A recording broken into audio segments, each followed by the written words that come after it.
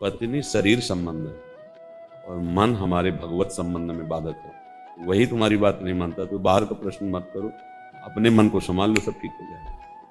अपने मन को संभाल लो, अपने मन को भगवदाकार कर लो, प्रियाजू के चरणों में समर्पित कर दो, तो आपको पत्नी पत्नी नहीं दिखाई देगी, उसमें जगतपति दिखाई देगा कि हमारी वासना की पूर्ति के लिए मेरा प्रभु मेरी पत्नी रूप लेके आया। समस्या का समाधान। तुकाराम जी महाराज विठल विठल विठल केशव विठल विठल विठलाम, वो पानी भर के ला रहे, हर समय विठल विठल लगा रहता है। घर में खाने को नहीं, विठल विठल विठल, और गए खूब जाके कटु वचन बोले, पूरा मटका पानी के ऊपर फेंक दिया। तो गए भाग्यवान, हमने तो सुना था जो गरजते बरसती ले, तू तो गरजी भी और बरसी। विठल विठल। भक्त लड़ाई थोड़ी लड़ता है, भक्त तो कृपा देता है। गन्ना 4-5 किसी भगत ले दिए थे तो घर ले जा रहे थे, 2-4 बच्चे रास्ते में मिल गए, वो मांगे तो दे दिए, एक गन्ना बचा। पत्नी दूर से देख रही थी, गए और एक गन्ना, उनका 4 और थे, बांट दिया ना। ये कुछ कमाता भी नहीं, जो मिलता भी है वो बांट देता, पूरा गन्ना टूट गया। उनका कोई बात नहीं, तोड़ना तो था ही, टूट गया, अच्छा है, कभी गुस्सा नहीं। तुम्हारी बात वो क्यों माने? तुम अपने गुरु की बात मानते हो, तुम भगवान की बात मानते हो, अगर मान लो तो सब भगवत स्वरूप है, कोई झंझट नहीं। तुम अपने को ठीक करो। यहाँ सांसारिक प्रपंच का निर्णय थोड़ी होता है, यहाँ भागवतिक निर्णय। अपने मन को भगवदाकार कर लो तो वासुदेवा सर्वमित्सम आत्मा से दुर्लभा, कोई है ही नहीं। और अगर ये सोचो कि पत्नी तुम्हारे अनुकूल चले, तुम्हारे अधीन चले, ऐसा क्यों चले? तुम्हारी नौकर थोड़ी है। जैसे पुरुष शरीर में तुम उसके पति हो, ऐसे स्त्री शरीर की वही जीवात्मा भगवान का अंश है, वो अर्धांगिनी, उसकी भी कुछ मनोवृत्तियां, तुम्हारी भी मनोवृत्तियां। तुम अपनी मनोवृत्तियों को झुकाओ क्योंकि तुम सत्संगी हो।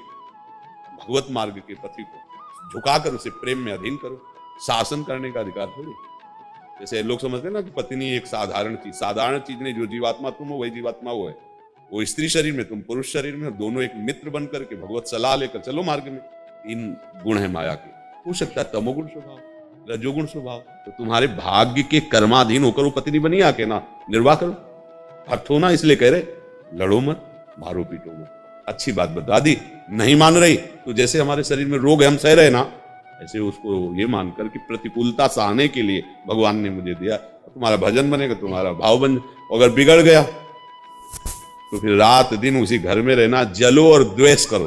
भजन तो सब चला जाएगा, तेरे दिन लात जूता होंगे, कोई मार्ग नहीं मिलेगा। ये बहुत गंदी बात है जो स्त्रियों को कोई नीचा समझता हो या स्त्रियों को अपनी दासी समझता हो, ऐसा नहीं समझना चाहिए। दोनों एक मित्र हैं, दोनों इस संसार मार्ग की गाड़ी जो चलती है ना, उसके पहिए दोनों के बराबर होते हैं। अगर एक भी छोटा उसमें लगा दो तो गाड़ी पलट जाएगी।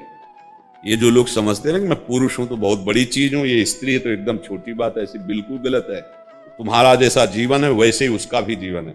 हाँ, एक मित्र यदि गलत मार्ग का अनुसरण कर रहा है तो हम समझा सकते हैं, हम उसको उपदेश कर सकते हैं, उसे हाथ जोड़ सकते हैं, थोड़ा शासन दिखा सकते हैं, पर हम ये नहीं है कि वो हमारी मतलब अनुकूल चले, हमारे अनुकूल, क्योंकि उसकी भी तो अनुकूलता है।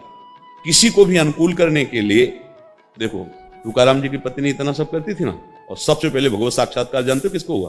तुकाराम की पत्नी को। सबसे पहले तुकाराम से भी पहले उनको भगवत साक्षात्कार हुआ, क्योंकि उनकी पत्नी थी, एक महाभागवत की पत्नी थी। ये सब करती थी, पर एक बात थी, भोजन बिना उनको पवा नहीं पाती थी। एक बात, तो कुछ भोजन लेकर के जा रही थी तो बड़ा कांटा को, पहले तो कहीं भी तुकाराम जी बैठकर भजन करते तो ढूंढती रहती थी। एक दिन काम थक गई ढूंढते ढूंढते, किधर जब मन आता चले जाते हो, मैं कैसे जानूं? तो उनका चौराहे में जाके कान लगाना, जिधर की भूमि से विठल विठल आवाज उधर चली आना, वहीं मैं बैठा मिलूंगा। तो कैसा नाम जापक महापुरुष है कि भूमि बोलती, जिधर से चरण गए ना वहां की भूमि बोलती है विठल विठल। तो उधर जा रही थी तो पहाड़ में बैठे हुए भजन कर रहे थे, तो इतना बड़ा बमूल का कांटा, अब चला न जाए, बड़ा कष्ट। ठाकुर जी आगे कहा कि अच्छा कांटा लग गया, मैं कांटा निकाल देता हूं। इतना प्यार, अब कांटा कैसे निकले हाथ से? ठाकुर जी तो निकाल सकते थे, लेकिन महिमा दिखाने के लिए कि मेरे भक्त का थोड़ा भी कोई संबंध स्वीकार करके आदर करता है, तो मैं दांत से, ठाकुर जी ने कांटा निकाला दांत से, और अपने पीतांबर की पट्टी हल्के ऐसे।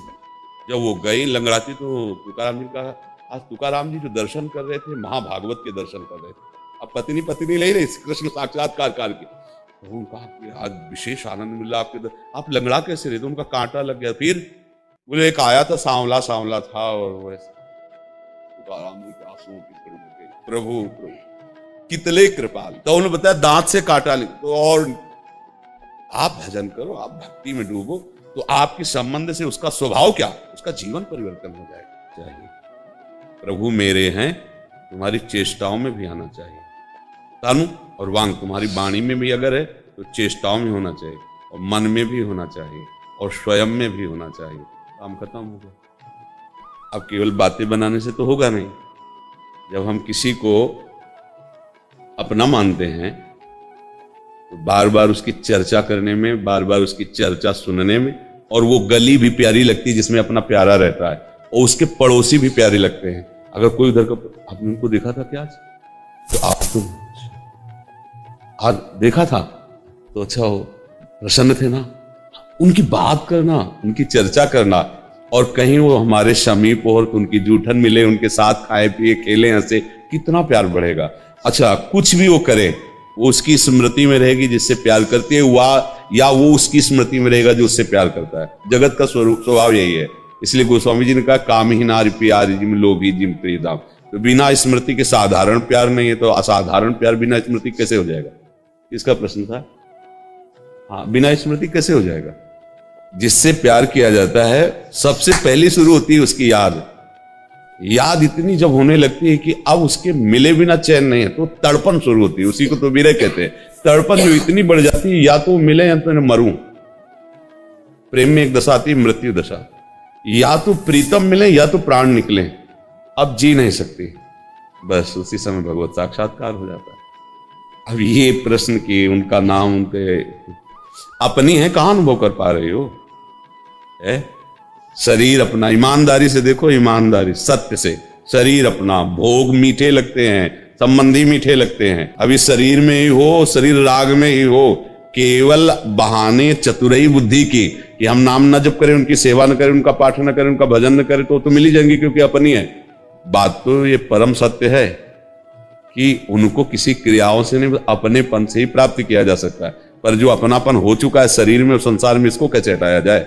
जो शरीर संसार की स्मृति, उसको कैसे हटाया जाए? बोले अब साधन में लगो। असाधन का त्याग साधन कराता है, और लाडली जो अपनी कृपा से मिल जाती है। और अगर असाधन का त्याग नहीं हुआ तो केवल बाहरता से समस्या का समाधान नहीं होने वाला। काल पर विजय बातों से नहीं प्राप्त की जाती। हाँ, अगर नाम जप नहीं है तो पर्यो प्रवाह काल के कदापि छूटी है नहीं। व्यासनंद नाम जो प्रतीति सोनरट नहीं। वो स्वामी तुलसीदास जी कहते हैं, उत्तर सुन लो इसका, कि नाम जप न करे तो क्या श्री जी प्राप्त हो जाएंगे क्या? तो कह रहे राम राम राम जी जो लो तू न जपी है, तो लो तू कहूं जाए तिहूं ताप तपी है। सुरसर तीर बिन नीर दुख पाई है, सुर तरु तरे तो ही दारिद सताई है। वो स्वामी जी कह रहे गंगा के किनारे प्यासा मरेगा, जा जहां भाग के जाना जा। अगर प्रभु का नाम नहीं जप करता तो तीनों तापों की जलन से तुझे कोई नहीं बचा सकता। भाग के जा, सोवत जागत सपने उन सुख पाइए। चाहे जितना उपाय कर ले तुझे शांति मिलने वाली नहीं। तो देखो, अपनी बुद्धि की चतुराई से हम अपना नाश ना करें। नाम जप, नाम कीर्तन, वाणी गायन, लीला चरित्र श्रवण, लीला चरित्र गायन, और बिना उनको अर्पित किए कुछ खाए पिए नहीं, तो धीरे धीरे धीरे धीरे शरीर संसार का राग लाडली जो मिटा देंगे, फिर लाडली जो अपनी हो जाएंगी। जब लाडली जो अपनी हो जाती है तो भजन जानते हो कैसे होता है? रोम रोम रग रग राधा राधा राधा राधा, जपना नहीं पड़ता, छा जाता है, छा जाता है। कृष्णाकार वृत्ति, प्रियामय वृत्ति हो जाती है। तो क्या है, अपने लोग बुद्धि के स्तर से प्रभु को, तो ऐसा नहीं। बुद्धि का स्तर थोड़ा या तो इतना ऊंचा करो कि आपसे ऊंचा ना रह जाए, और या इतना नीचा कर लो कि आपसे नीचा। बीच में खिचड़ी मत बनो, नहीं पिट जाओगे। काल पीट देगा, माया पीट देगी, समझ रहे हो? या तो त्रणादा पिसुनी चेन, और या फिर आम ब्रह्मास्मि, इससे ऊंचा कोई नहीं है। लगाओ बुद्धि को, इतना ऊंचा बनाओ कि सबको अपने में संभालो, अहम ब्रह्मास्मि। और या फिर इतना नीचा बनाओ कि को हम तो छा परम धमा प्राण होकर कर्मा। तो ये मतलब सावधानी से चलो।